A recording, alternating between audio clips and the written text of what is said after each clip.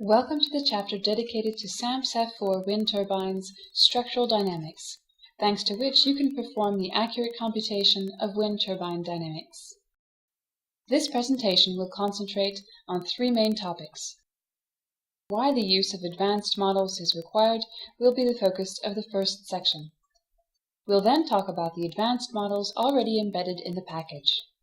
Of course, users should also be able to define and import their own components, which will be the subject of the last section.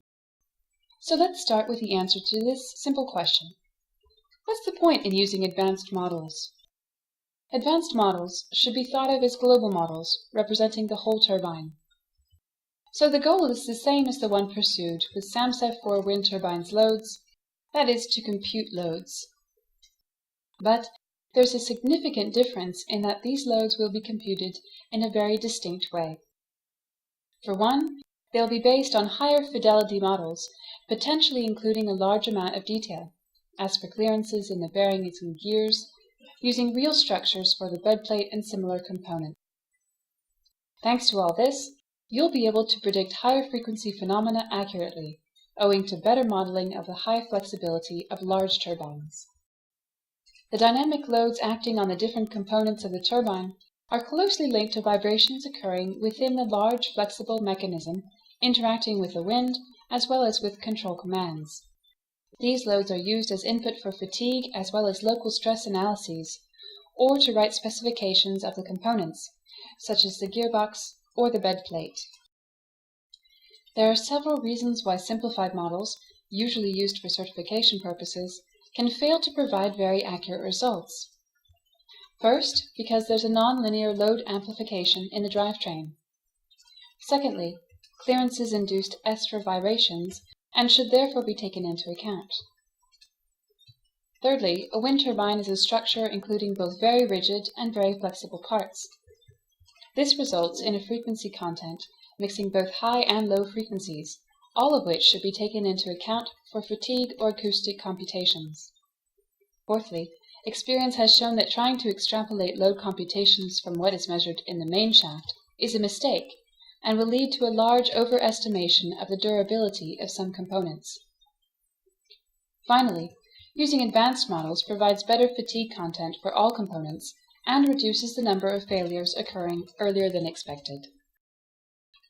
The best proof of the added value of the advanced models is shown by comparison with experimental results. A detailed model of one of the turbines for General Electrics was built in order to try to understand some specific behavior measured on the real machine. The graph here shows several key results, like the torque in the main shaft, the pitch, and the generator speed, both on the real machine and on the virtual one. Computed results are very close to the measured ones, proving that our solution makes it possible to create models that are remarkably realistic. Here are some more results for the same machine. This time, the bending moment and the axial displacement of the generator shaft were compared to experimental results, and show once again the high quality of the model. These two graphs have proven two important matters. One, we can obtain a high level of correlation between experiments and simulation, so long as the right models are used. Second, some components undergo vibrations with high frequencies and large amplitudes. High-frequency phenomena can only be reproduced virtually when using high-fidelity models where every part responsible for vibration transmission is properly represented. To conclude this part, it might be interesting to compare the two possible approaches, the one corresponding to SAM-SAF4 wind turbines loads, and the one linked to SAM-SAF4 wind turbines structural dynamics. As we have seen, the first major difference comes from the level of detail in the models used. In the first case, it's pretty limited, while in the other, there should be as much as needed to reproduce the phenomena we are trying to understand.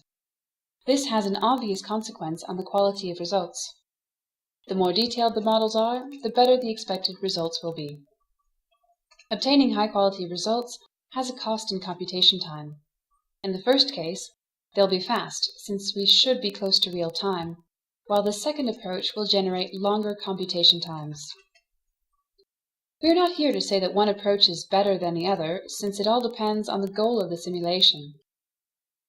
For pre-design and certification, for example, small, fast models are enough and should be used to speed up the process as much as possible.